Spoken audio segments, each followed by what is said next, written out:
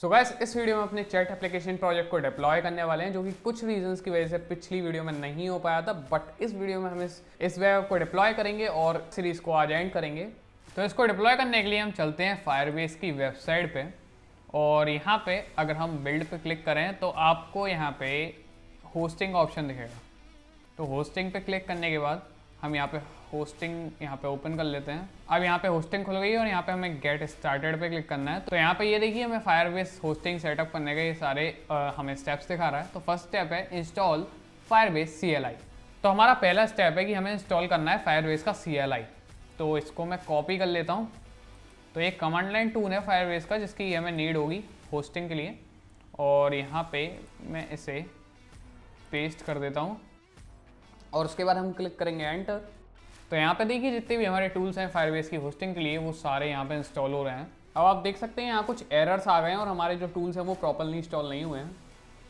तो अगर आपके संग भी यहाँ पे ऐसा ही कुछ हो रहा है तो यहाँ पे इसका सॉल्यूशन ये है कि यहाँ पे ये जो प्लस का आइकन है इसके साइड ये लॉन्च प्रोफाइल आ रहा है। तो यहाँ पे आपको क्लिक करना है और यहाँ पे आपको कमांड प्रॉम्प्ट चूज़ करना है, और कमांड प्रॉम्प्ट चूज करने के बाद उसके बाद आपको यहाँ पे फायरबेस के टूल्स इंस्टॉल करने का कमांड रन करना है। तो यहाँ पे मैं पेस्ट कर देता हूँ npm install -g Firebase tools, और उसके बाद आपको यहाँ पे एंटर मारना है।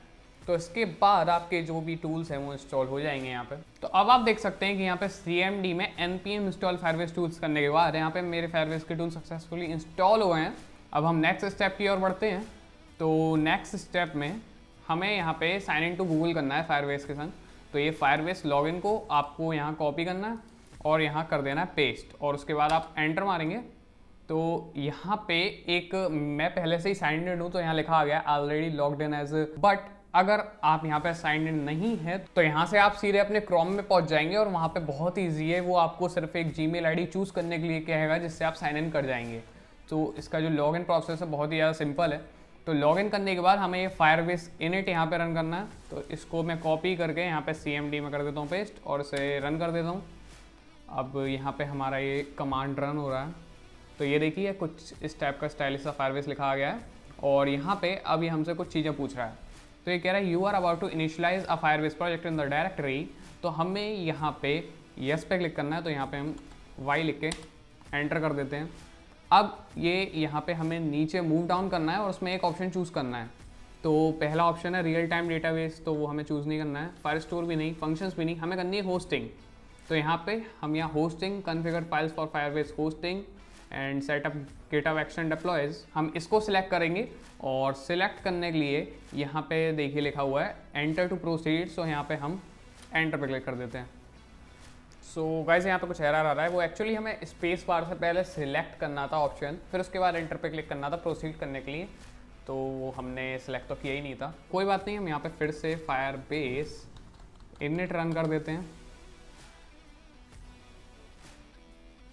अब यहाँ पे ये फिर से है हमसे वही चीज़ पूछ रहा है, तो यहाँ पे हम वही लिख के एंटर कर देते हैं। अब हम यहाँ स्पेस बार के थ्रू चूज़ करेंगे। तो यहाँ पे हम होस्टिंग को चूज़ करेंगे। तो ये रही होस्टिंग। तो इस होस्टिंग को configure files for Firebase hosting को हम स्पेस बार के थ्रू सेलेक्ट कर लेते हैं। अब यहाँ पे हम एंटर मारते हैं। अब इसके बाद ये देखते हैं हमसे क्या पूछ रहा है।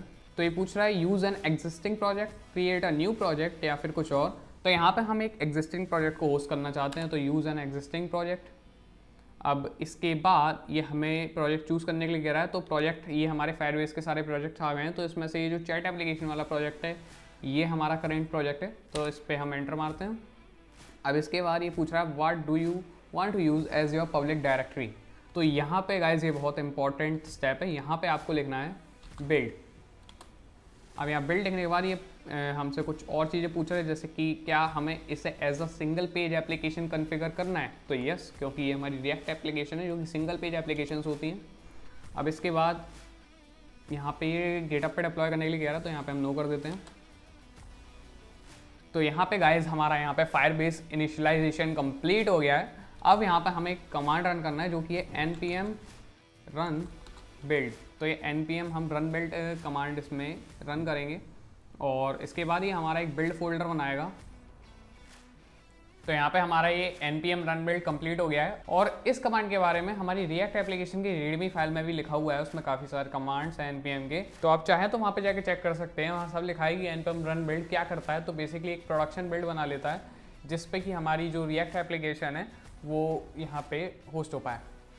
तो अब हम अपनी फायरबेस होस्टिंग के नेक्स्ट स्टेप पे बढ़ते हैं। तो यहाँ अगर मैं नेक्स्ट पे क्लिक करूँ तो ये हमारा थर्ड और लास्ट स्टेप, तो हमें ये फायरबेस डिप्लॉय का कमांड यहाँ पे कॉपी करके पेस्ट कर देता हूँ और उसे रन कर देता हूँ। और ये फायरबेस डिप्लॉय कमांड रन होने के बाद हमारी ये जो वेबसाइट है कम्प्लीटली डिप्लॉय हो जाएगी फायरबेस की होस्टिंग से।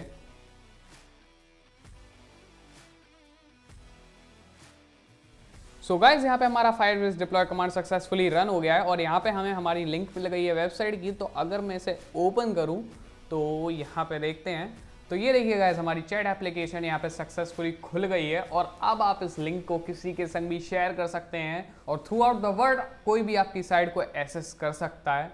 और गाइज यहाँ पे इस सीरीज़ का तो हम एंड करते हैं और वीडियो एंड करने से पहले मैं एक और चीज़ आपको बताना चाहूँगा। कुछ यूज़र्स को कन्फ्यूजन होता है कि अगर हम यहाँ पे अपनी साइट में कुछ चेंजेस करते हैं तो उसको सेव करने के बाद क्या वो हमने जो साइट होस्ट करी है वहाँ पे भी वो चेंज हो जाएंगे।